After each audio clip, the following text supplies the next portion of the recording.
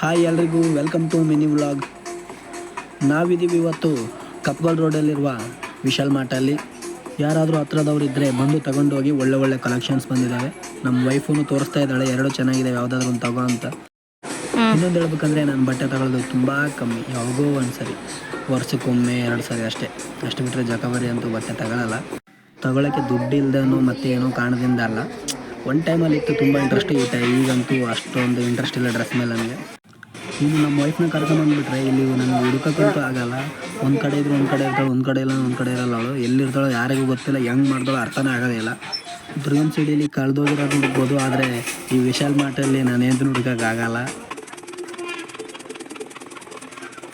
Actually ನಾವು ಬಂದಿದ್ದೆ ಈ ಸ್ಲಿಪ್ಪರ್ ತಗೊಳ್ಳೋಕ್ಕೆ, ಅದೊಂದು ಬಿಟ್ಟು ಎಲ್ಲ ಕೆಲಸ ಮಾಡ್ತಿದ್ವಿ. ಇವಳು ಒಂದು ಜೊತೆ ನೋಡ ಅಂದರೆ ಇದ್ದಿದ್ದೆಲ್ಲ ನೋಡ್ತಾಳೆ, ಅದ್ರಲ್ಲಿ ಒಂದು ಕೂಡ ತಗೊಳ್ತಾಳೆ, ಎಲ್ಲ ಡೌಟ್ ಐತೆ. ತೊಗೋಬೋದು, ಚೆಕ್ ಮಾಡ್ತಿದ್ದಾಳೆ ಕಾಲಿಗೆ ಹಾಕಿ.